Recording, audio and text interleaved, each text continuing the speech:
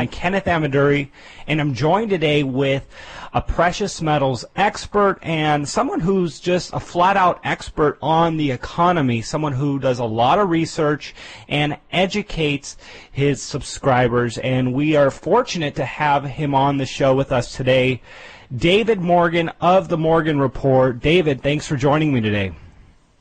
Kenneth, it's great to be with you, and thank you very much for having me. David, you know, the last time we spoke, we talked about hyperinflation in terms of how much people need to save now compared to years ago to actually live off interest. But the Fed attempted to raise rates in December, but instead of the rates going up, we have, you know, bonds such as the 10-year bond falling since that announcement. And I got to ask you, what does this say about their policy? Well, there's lots of views on it. I think mine coincides with most people that are in, our camp, the, Austrian school thinking, or, honesty in the economic picture, however you want to frame it. I think I would frame it in the Austrian school, where we actually have economic theory based on physical economic law and monetary history. Having said all that, the banks, central banks, Fed, all central banks, IMF, even the BIS, basically knows that they're in a corner that they can't get out of. And so it's a point of no return. I use the analogy, and I've done it in a couple of other interviews, of behind the power curve when you're flying an airplane. So no matter how much throttle or how big the engine is, no matter how much gas you give it or jet fuel, you can't get out of stalling. And that's where we're at. We've stalled. No matter how much QE, how much bond buying, how much currency changes there are back and forth, it isn't solving the underlying rot in the system, which is basically, on a minuscule case, is Argentina in 2000, or Argentina lately, or Zimbabwe, or even the Weimar Republic. Now, I want to go on record, I want to be very consistent here. I do not think we're going to see true hyperinflation, depending on the parameters that you say, it's, this much inflation per month makes it a hyperinflation. I mean, a 10% inflation per month is certainly possible in the United States, maybe even a 20%. I don't see it going to a Zimbabwe type of situation, or a Weimar Republic, because we have advanced capital markets, which means, Kenneth, we come all the way back to what you just said. The bond market of the United States is the most sacrosanct market on the planet. Everyone believes, but they're inaccurate, that nothing can happen to the government bond. And that idea is so pervasive that, you have pension funds, and you have all kinds of other governments that invest in this quote-unquote safe harbor, or this pure asset, this asset that cannot be defaulted on. And the truth of the matter is that, as Franz Pick used to say, bonds are certificates of guaranteed confiscation. So they are that, and they do fail, and governments do fail, and government monetary policies can be so inept that time and time again, through all of recorded history, you will have a failure in the bond market. And that's what they're up against. So they're doing everything they possibly can. So what does that mean to interest rates? It means they don't know what to do. It means that they might try to raise it again. They might. Cutting it would probably be meaningless as well. But back to the, behind the power curve, it doesn't matter much if they raise them, lower them, do another type of policy that they rename. They all these fancy names: quantitative easing, Operation Twist, TARP, all these things. No matter what, they're stuck. And this thing is crumbling before their eyes, and it's slow enough that most people don't recognize it. And there's enough fluctuation in the markets that most people think it's normal, or they can profit off it, or they can arbitrage the interest rates between one currency and the other. And all these funny monetary games, these real games that have been taking place for years and years. But those games are going to end, and they're going to end badly. There's no way out. And I just get stronger on that statement the more this presses on, because, again, if you're in an airplane and it's stalled out, you get kind of in a panic mode. And then your first thought is, you can make the situation right. And so you just, drop the wing and power, throw the cob, cob it, which means all the power you possibly have, throw it in there. It doesn't change things, though. You know, David, I airplane will stall by itself. Go ahead, I'm done. David, I read this headline this morning on Bloomberg. It said Japan is fast approaching the quantitative limits of quantitative easing. And I thought it was interesting to see a mainstream headline kind of admit or just allude to the fact that there is an end. And, you know, I was just starting to think about, you know, are we going to see Japan go first, and then will the U.S. or the mainstream be able to kind of use that as some sort of allegory to what will happen here, and will there be any changes as a result of it? Well, in the Mastermind series for our Mastermind group for the Morgan Report, I interviewed Trey Kitna, who is a floor trader on the Chicago Exchange, and he has a website saying short Japanese debt. And he even has a program for high net worth investors. Basically, he'll manage your money. And I think he's right on. Now, will it be Japan or not? We don't know. That is a very likely candidate. It's a great question. Thanks for bringing it up. And again, you know, if you look, they've been in a stagflation or deflation for decades, and yet they're doing these policies that don't work. Well, David, you're an expert when it comes to precious metals and mining stocks, and I wanted to get into this because this year, 2016, has transitioned into what seems like the year for precious metals, and I want to get your thoughts on what is happening, and are we seeing mining companies start to change their tune in their actions here? Oh, yeah. First of all, I just did an update for the general public. I do for Money and Metals with the investment pitch people. And as we all know, I mean, when Falls of Space closely or even fairly closely knows that, you know, gold had the best start in probably 30 years, depending which metrics you use. So if you looked at that, you say, oh, my goodness, you know, gold has really taken off. And it's true. 2016 has been a very good start for gold, but you got to look at where the benchmark started. So, you know, if you bought gold at, say, the $1,500 level, which actually looked like a pretty good base for a very long time, having bid as high as $1,900, and now you're sitting on gold at, you know, a little over $1,200, you're still, you know, at a loss, even though gold's gone up, you know, 16% is what the quarter ended at, about 16.5%, I believe is the exact number. So, What does that mean? It means, I think, one, that the bull market has restarted. I am a bit concerned that silver really hasn't confirmed that move. The underlying equities have done extremely well, which is a very strong indicator that the bull market has reignited. And if you look at the metric of bullion versus gold stocks are still very undervalued. For example, we did a quick trade on SVM for our members, and that stock went up 126%. That's a silver stock. Yeah. So these things, from top tier all the way down, rather, for the most part, there's exceptions, of course. And I believe we're there. I do believe we are going to consolidate here.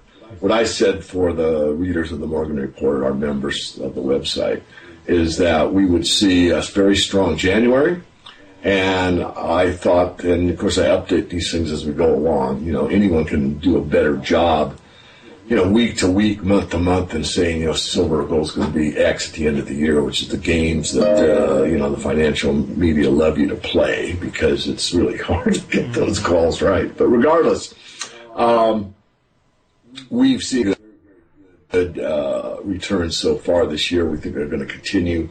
But I said that because of the short covering at the PDAC when I was interviewed, I said because of the short position in gold, it will continue, and I thought we could get into like the end of March, April kind of a time frame. That's exactly where we are, and we've topped out temporarily. We're range bound right now, and I'm waiting for the market to tell me, not for me to tell the market where it goes next. Dave, yeah. I'm sorry.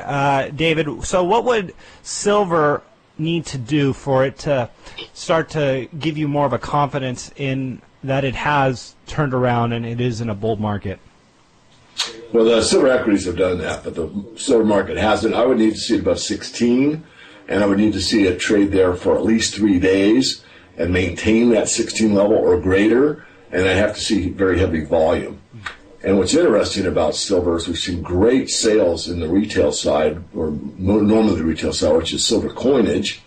And we also had an interesting press release that came out of the Silver Institute that I put on our blog about the amount of silver jewelry that's been sold in the U.S., which is substantial. It's a significant increase over a prior year.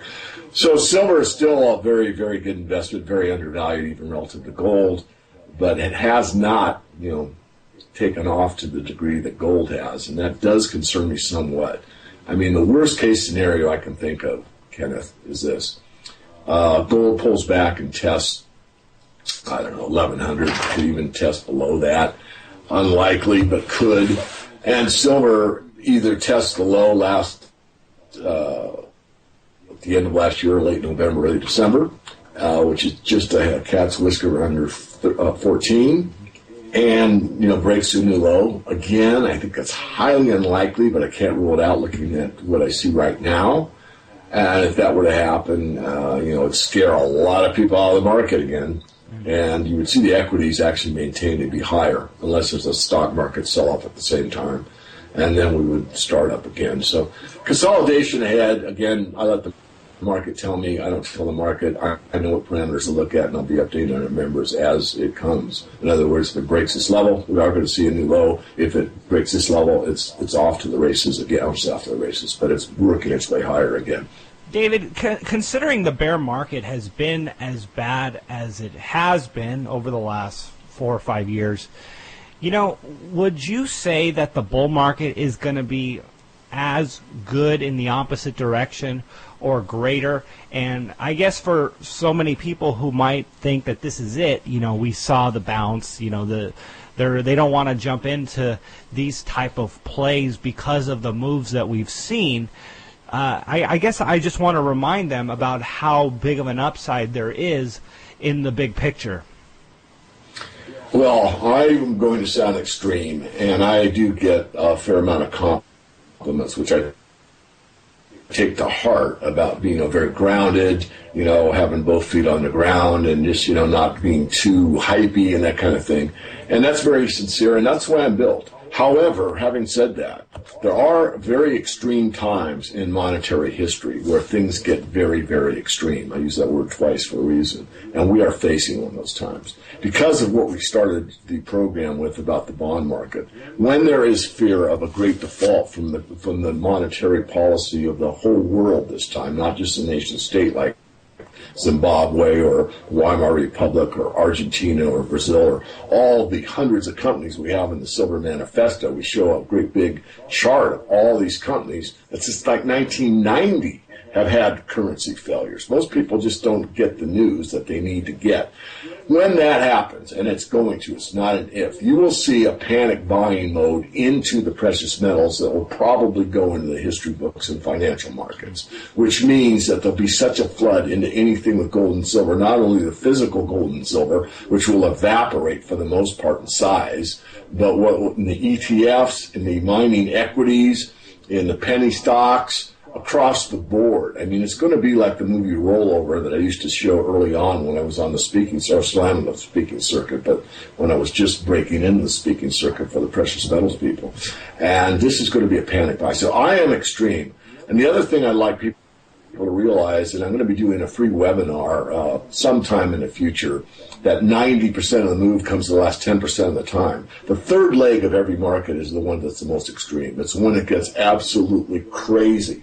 That's what happened in the tech wreck in 2000. That's what happened in the housing bubble in 2007. These things go beyond, if you coin Dr. Green expands message, irrational exuberance. If you think irrational exuberance hit the stock market, just wait till the stock market is failing and the bond market is failing and all that money is trying to find a home in the precious metals. Then you'll see what the irrational exuberance looks like. And what's going to be the hardest thing probably in my lifetime to do is to pull the trigger and say, hey, it's overvalued. We've got to exchange exchange it for something, because people are going to say, well, I don't want it for paper money, and it could be right. So then what do? You have to exchange it for, raw land, real estate, maybe undervalued equities. I don't know at this point, but it's going to be a tough call to make, because when I say, hey, it's overvalued, it's time to sell at least some of it, or the bulk of it, I will be a very hated person at that moment in time. Well, hey, Dave, I'm looking forward to that time, because we've been in this bear market for some time, and even like you said, the small uptick we've seen is still relatively small to the degree of loss that has happened over the last few years. So it's definitely going to be an epic time going forward. But with that, David, I got to ask you about the Morgan Report. You've rebranded it. So why did you do this, and what's going on with your new website?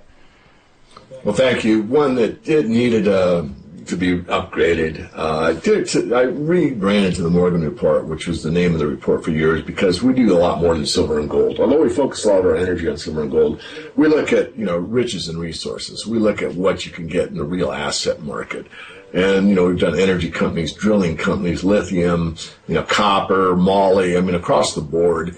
As long as we can find value or very, decent speculation, we look at them. So we go from a top tier, a mid tier, and a speculative section. So the website's a lot easier to navigate. It's very obvious what we want you to do. We want you to get on our free mailing list. We want you to subscribe to one of the two levels of the Morgan Report, or we want you to get the book or consultation. So when you get to the website, there's an action that you can take. So I'd like everyone to go to the morganreport.com, check it out, and get on our mailing list, get the free Riches and Resources Report, which gives a lot of vital information for absolutely free. It gives the movie, the Four Horsemen film that I was in, along with a lot of other thinkers on the planet, talking about the Age of Empire, and pretty much outlines everything that we discussed, Kenneth, in probably a more detailed way and probably in a more organic way, so that people can get a context of what happens when these governments start to fail and what they can expect going ahead. At the end of the movie, there's some solutions provided. So thank you for that. I really do want to help others. You don't have to be a website member. Just get on our free list, and we only mail usually once a week, although we do advertise on it occasionally every weekend. I am in control of it, and we send out, a question of the week or some kind of information that is valuable to people.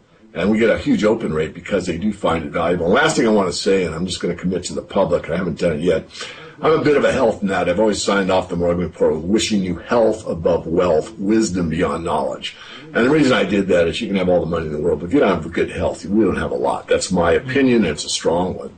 And wisdom beyond knowledge, knowledge is power. Applied knowledge is power, and that's really one of the definitions of wisdom.